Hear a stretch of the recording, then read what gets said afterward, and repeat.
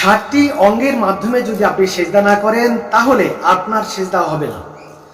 আসসালামু আলাইকুম ওয়া রাহমাতুল্লাহি ওয়া বারাকাতুহু। বিসমিল্লাহ, আলহামদুলিল্লাহ, ওয়াসসালাতু ওয়াসসালামু আলা রাসূলিল্লাহ, আম্মা বাদ। কাছে কিংবা দূরে, দেশে কিংবা বিদেশে, যে যেখান থেকে দেখছেন এবং ভবিষ্যতে দেখবেন, সবাইকে আন্তরিক শুভেচ্ছা এবং মোবারকবাদ জানিয়ে শুরু করছি আজকের অত্যন্ত গুরুত্বপূর্ণ আলোচনা। যে 60টি অঙ্গের মাধ্যমে সেজদা করতে হবে, এটা যদি না করেন তাহলে আপনার সেজদা হবে না। যদি ভালো লাগে অবশ্যই চ্যানেলটিকে সাবস্ক্রাইব করবেন, লাইক, কমেন্ট এবং শেয়ার দিয়ে অন্যকে জানার সুযোগ করে দেবেন। তাহলে চলুন আমরা কথা না বেড়ে সরাসরি মূল আলোচনা চলে যাই। হযরত ইবনে আব্বাস রাদিয়াল্লাহু তাআলা আনহু হতে বর্ণিত, তিনি বলেন রাসূল সাল্লাল্লাহু আলাইহি সাল্লাম বলেছেন যে তোমরা 60টি অঙ্গের মাধ্যমে সিজদা করবা। এটা বলতে গিয়ে তিনি বলেন যে এক নম্বর হচ্ছে কপাল। কপাল দেখাইতে গিয়ে তিনি নাকটাও দেখিয়েছেন। কপালের সাথে নাক, অর্থাৎ জমিনের মধ্যে কপাল এবং নাক ঠেকে থাকতে হবে। তাহলে এক নম্বর হলো কপাল ঠেকে থাকতে হবে, এক। দুই নম্বর হচ্ছে দুই হাত জমিনের মধ্যে ঠেকিয়ে রাখতে হবে। তিন নম্বর হচ্ছে দুই হাঁটু অবশ্যই জমিনের মধ্যে ঠেকে থাকতে হবে এবং পরবর্তীতে দুই পায়ের বৃদ্ধাঙ্গুলি সেটা। তাহলে আমি আবার একটু বলে দিই 60টা অঙ্গ কোনটা। একটা হচ্ছে কপাল। কপাল দেখাতে গিয়ে রাসূল দেখালেন কি? নাক। তাহলে কপাল এক। দুই হাত, তাহলে এক আর দুই হাত হলো তিন।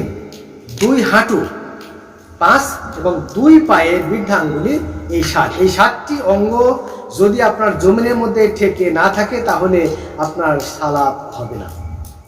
রাসূল সাল্লাল্লাহু আলাইহি ওয়াসাল্লাম বলছেন, এই হাদিসটা আপনি মুসলিমে পাবেন, যে এই 60টি অঙ্গ অবশ্যই জমিনের মধ্যে ঠেকে থাকতে হবে।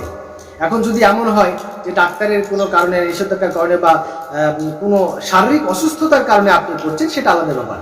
কিন্তু আপনি সুস্থ সবল, আপনার কোনো সমস্যা নেই, এটা হওয়া সত্ত্বেও যদি আপনার এই 60টি অঙ্গ জমিনের মধ্যে ঠেকে না থাকে আর আপনি যদি এইভাবে আপনার পুরা জিন্দেগিটাই যদি নামাজ আদায় করেন, সালাত আদায় করেন, তাহলে আপনার নামাজ, আপনার সালাত হবে না। আপনার যদি এমন হয় যে আপনি সেজদা দিয়েছেন, সব কিছু ঠিক আছে, নাক ঠিক আছে, কপাল ঠিক আছে, দুই হাত ঠিক আছে, দুই হাঁটু ঠিক আছে, কিন্তু সেজদায় দিয়ে বৃদ্ধাঙ্গুলি যে ঠেকে থাকতে জমিনের মধ্যে একটা তুলে রেখেছেন, একটা ঠেকিয়ে রেখেছেন, তার মানে আপনার ঠেকে থাকলো 6টা। জমিনের মধ্যে ঠেকিয়ে রাখতে হবে 7টা, আপনি ঠেকিয়ে রেখেছেন 6টা, তার মানে 7টা যেহেতু পূর্ণ হয়নি, সুতরাং আপনার সালাত হয়নি। তাহলে আমরা অত্যন্ত গুরুত্বপূর্ণ একটা আলোচনা শুনলাম যে 60টি অঙ্গের মাধ্যমে সিজদা করতে হবে।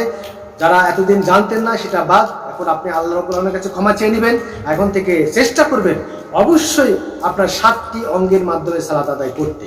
আল্লাহ রাব্বুল আলামিন আমাদের সবাইকে এই 60টি অঙ্গের মাধ্যমে সিজদা করার তৌফিক দান করুন। ওয়া আখিরু দাওয়ানা আলহামদুলিল্লাহি রাব্বিল আলামিন।